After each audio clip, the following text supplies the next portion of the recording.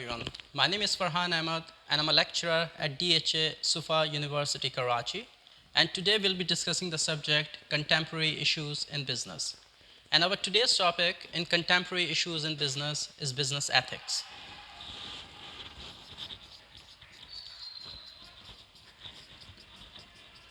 So what comes in your mind when we discuss business ethics?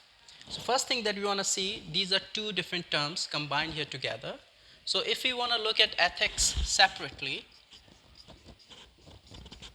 we understand ethics are a set of moral standards and principles.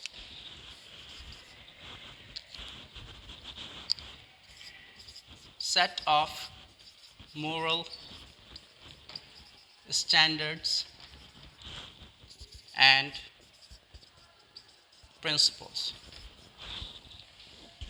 So when we discuss ethics and we discuss the set of different moral standards and principles, we understand that each person has got different set of moral standards and principles. For example, for me, it might be very easy to go to my office and pinch office supply, to nick away some print pages, and to lie about the bills that I have incurred during traveling while I was working. I might ask the shopkeeper to exaggerate the bill, and I might present it to the office or to my accounts department to claim higher amount of money that I've spent compare with what I have spent. So all these are the examples of bad ethics, and these are the examples of very little bad ethics, and people think that they will get away with that. It's very easy in business ethics to just go by the norms where you lie about little things, and this is a socially accepted norm. In some organizational culture, it might be a kind of thing that yes, it does work here this way, and our work culture is such that yes, we accept this thing. But again, at the end of the day, you're building something called reputation, and this reputation will follow you till your grave. And you might understand, you might assume that yes, people are not aware about what you're doing. But tell you what, every single person knows what you're doing. So you want to understand it is the set of moral standards and principles that each person have in themselves. And this is how they differentiate. They take judgment about different actions every day. So when they're engaged in any moral judgment, they're taking an action, there's always some kind of moral reasoning behind that. Be it lying to customers, being helping customers, being going extra mile, showing honesty, showing integrity. All these things are the example of good or bad morals. So we understand that yes, each person has got different set of values, and how do they get those set of values? The very first thing, either it is by nature or nurture.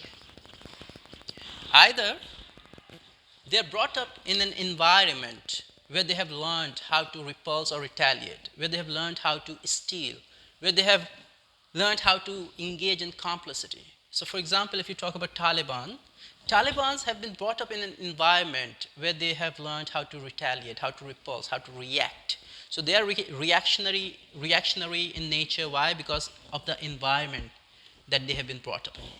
But when we discuss nurture, it's about how you bring up someone, the way you have been brought up by someone. So your parents are the source of your nurturing, and the way they have brought you up, they also give you the set of moral standards. They tell you what is right, what is wrong, and this is how you get your moral development done. So far what we have understood, more business ethics is such a huge topic. I mean, I can spend days talking about it, given the fact that corporate scandals are multiplying every day, and we are coming across situations where you are totally left baffled and you are left shocked about the magnitude of the corporate scandals that are taking place, right? So we understand this set of moral standards, either it is acquired by nature or nurture. That's something we have so far understood. But moving on, when we are engaging in any moral action, it will bring either happiness or injury. Injury or happiness. Some of the characteristics of morality, let's put it here, moral actions or morality, is either you'll benefit from it or you'll lose from it. So that's the very first thing, one of the characteristics that you want to understand, that if you're engaging in a moral action, you can gain one of these things. Second thing, you have to put your self-interest aside. You have to put your self-interest aside to engage in this moral action. So for example, I'm the boss of a company or I'm a manager in a company. I need to hire few people. But if someone who is my relative who comes in and he says that, okay, I want to work in your company, and I give him a chance, and I don't give the chance to the most deserving candidate, then this is the example of what? Self-interest, that I'm putting my self-interest ahead of the standards or the guidelines that have been set. Again, it evokes special emotions. So when we are discussing morality or moral action, it is based on someone who is inside you, and that person might be driven by religion, might be driven by any other source of morality, and this is how you engage in some of the moral action, and these are the characteristics. But moving on, we want to understand Lawrence Kohlberg's Heinz dilemma, which will clarify how different people have got different levels of moral development. So if we talk about Lawrence Kohlberg and his dilemma called Heinz dilemma. There are different ways people have defined this dilemma. Okay, so the first way that we discuss Lawrence Kohlberg Heinz dilemma is this: that there is a woman and she is dying, and her husband has been asked. Okay, I think zoom too much. I don't know why is it getting blurred. So, oh my god, white balance law. Okay, so hang on, let me just fix my camera again. I'm so sorry, guys. I'm just uh, kind of new. I'm an amateur. I'm not too finesse in it, so I'm always struggling with the zoom and all these things. So yeah, it's always better to sort of like work it out and fix it while you're sort of like videoing. So we understand Lawrence Kohlberg Heinz dilemma says that a man has been asked to go and buy some medicines from the pharmacy for his wife, and he cannot afford it. And if he is unable to afford it and he says that, okay, I will go and steal it and I help my wife. So if he's stealing it and helping his wife, or he's saying, no, I'll let my wife pass, let her die, and this is punishment, sort of it, because he's scared that if he steals the drug prescribed by the doctor, he will go to jail, so he's scared of the punishment. Or if he is after self-interest, where he thinks that if he can steal the drug and he can save his wife, if he thinks any of these two options, his morality is at pre-conventional level. Pre-conventional level. It means his morality is not too developed. It is developed, but it's not too developed. It's not so mature. It is sort of immature. Comes the next step, that if, God forbid, if one of your friends is outside and he's somewhere in the park and you are also there and you see he's getting robbed. Now, first thing is the social conformity. You see that no one is trying to help your friend and you conform to the social norms there. If someone is not helping, why should I jump in? Why should I help my friend? If you're thinking this way, then your moral development is mature but not too mature. And the second thing, you say that there is an authority. Why should I jump in? There is police, they can come and rescue my friend. If you think about any of these options, your morality is at conventional level.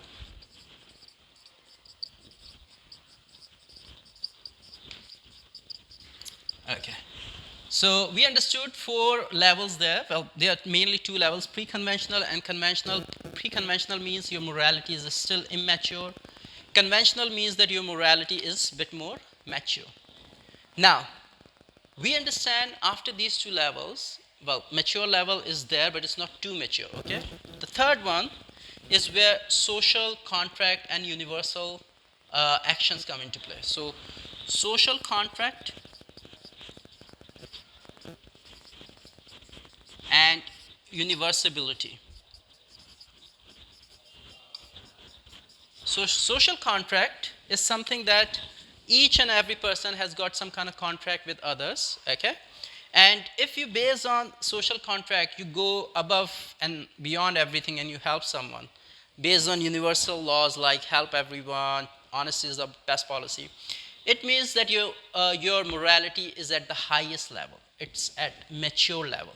So we have understood business ethics. Ethics is the standard of is a set of moral standards and principles.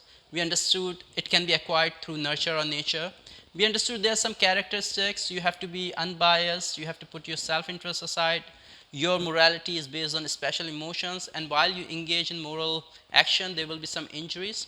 And we understood that yes, Lawrence Kohlberg model is also there to understand the level of moral development of different people. Maybe an employee might think that, okay, I don't want to steal because of punishment. If he thinks this way, that is immature level, but that's a dilemma. That's a moral dilemma that you will come across every day. So every day we are taking decisions based on moral reasoning, and we face different moral dilemmas. Okay, and these dilemmas describe the level of our moral development as I've gone through. Okay, so you will be, of course, taking some moral reasoning of deciding what is good and what is bad and what kind of action do you want to take. Okay, so we want to understand some of the corporate scandals and we want to understand the philosophy, moral philosophy behind it. So, excuse me. So we understand, okay, we live in a time where we have come across corporate scandals that have broken all the records. So back in the days, we used to study about uh, Fort Pinto case where the fuel tank was installed at the back of the car, and every time the car had an accident, the car would catch fire and people will die. Those were the old cases. We understand GM motors where the ignition problem was there and ignition will turn off right in the, it will get turned off because of the some technical thing in there, and they kept lying about it for 10 years or more than that until the new CEO came and she tried to, sort of like improve the corporate image of the. We have understood the recent case of Boeing where Boeing had upgraded MCAS, a software in the aeroplanes without letting the pilots know about this development. And due to this thing, there have been many accidents. And recently, one of the doors of the aeroplane was, it just blew away. And thank God the aeroplane was not at very high elevation, and that's why the crash did not take place. So we understand, and the whistleblower, he also got killed. I think his name is Barat someone, I'm forgetting his name, but he got recently killed under the mysterious circumstances. So Boeing has been engaged into a number of malpractices, bad practices, and we understand that how it was bought by a different group. And we don't want to go into the history right now, but all I'm trying to say that when the CEOs and CFOs, they take the decisions, what is the moral philosophy behind it? That's the major part today that we want to cover. And we want to look at Jeremy Bentham,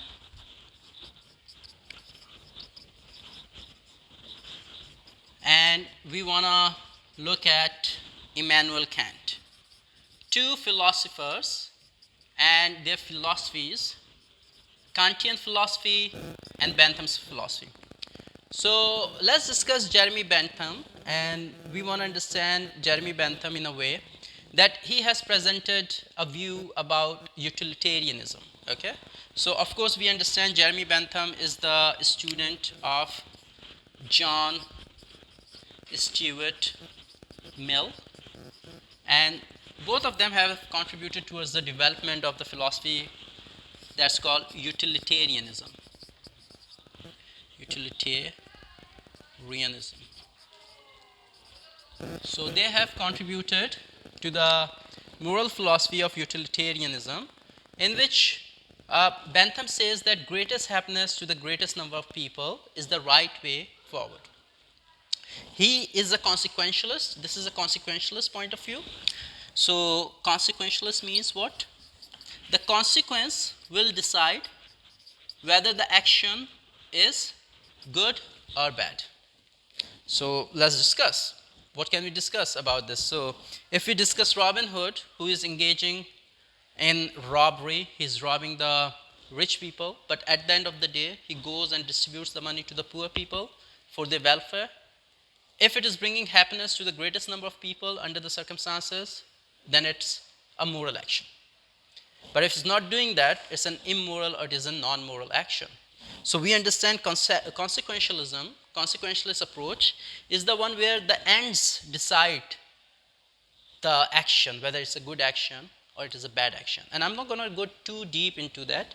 However, I do want to discuss the felicity calculus, where we see that someone, based on their own reasoning, moral reasoning, they can decide on behalf of millions and millions of people, and they can say that, okay, the action that I'm taking is going to bring maximum utility or maximum wellness to the greatest number of people, and that's why this action is right.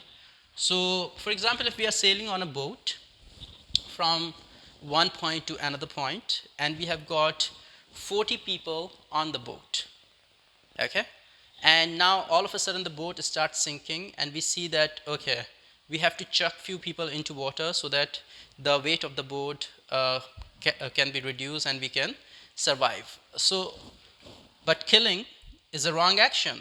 However, if it is resulting in the greatest happiness of the greatest number of people, sacrificing 4 people, we can save 36 people, then it's a right action, according to Jeremy Bentham. He says the ends, the consequence will decide whether it's a good action or bad action. And God forbid, if it results in the death of everyone, then it's a bad action. So I mean, it's very tricky that if we do corruption and we think as a boss that, okay, it's bringing greatest happiness to the greatest number of people at the expense of the consumer and customers, just like in the case of Boeing, they might be thinking their stakeholders, their significant stakeholders are their employees, their managers, their 10,000, 20,000 employees, and they think that, okay, we can put customers at risk because of the happiness of these people, and they can justify their action as a moral action. But it can be immoral action if the consequences are sort of like disastrous. So Jeremy Bentham came up with the calculus called felicity calculus, or called hedonistic calculus, in which he said that everything has a price. And a lot of people might disagree with this notion that everything is a price, but according to Jeremy Bentham, he says that everything has a price. Life has a price, finger has a price, legs has a price, eyes has a price, and I ask always my student, do you think if I was to chop one of your toes, what price would you put on that? And they say, okay, no, I'm not going to put any price on that because I don't want to give away my toe. And they say, okay, no, there cannot be a price for my toe. Or if I ask them that, okay, if I place you on an island for a month and you have to live there by yourself, what price will you place on that? And they say, okay, no, we can't do that. We don't have a price for that. We will die. But similarly, when I tell them, see, people are ready to sell their kidneys for money, and that is where they get taken aback. They're like, oh, really? There is a price for everything. There's a price for heart, there's a price for eyes, there's a price for kidneys. And that's what we are trying to understand, that according to hedonistic calculus, everything has a price. And this is where we can calculate happiness. So the formula that he comes up, he says pleasure minus pain is equal to balance. So for example, you have lent $10,000 to your friend, and you've done it to help that friend. You feel that this friend is struggling and you want to help that friend, and you have done that. So you have taken a moral action in your view, but later that friend says, okay, sorry, I don't have enough money to return you, and you just forget about your loan. Now, thinking about that action that you have taken, if in a day you feel pleasure 5 times that I have helped a needy person and that was the need of the hour, and you feel painful 10 times, so the balance is what? -5. You're feeling pain more times than the pleasure, that's a wrong action.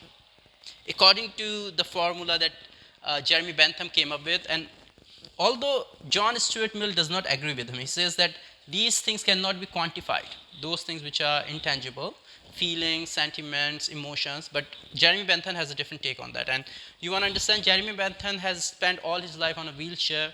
He was disconnected from the reality. He has produced his own work, and still he is unburied.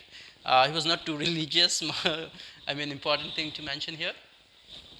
So when we understand this one, we want to also understand that yes, if it is 10 times pleasure and 5 times pain, so the 5 is more, 5 is the 5 times is the balance of the pleasure, and that's a good action. So he created hedonistic calculus, and most of the managers nowadays, be it Sam Bankman starting FTX, defrauding people, be it Charlie Jarvis defrauding Chase Bank, be it Elizabeth Holmes, all these CEOs, they have done something based on their morality, based on their moral reasoning. And they might have gone with the perspective of Jeremy Bentham, where they thought that, okay, ripping off people, defrauding people, it's a legit thing. But this is the moral philosophy behind it, okay? We can go into depth about the hyper norms, micro social norms, and other things in terms of morality and moral actions. We can discuss how causality, how other things play a role, but I just want to keep it simple right now. I just want to make sure that you guys understand the broader view. Now comes the opposite view, and that's the view of like Immanuel Kant. And Immanuel Kant says,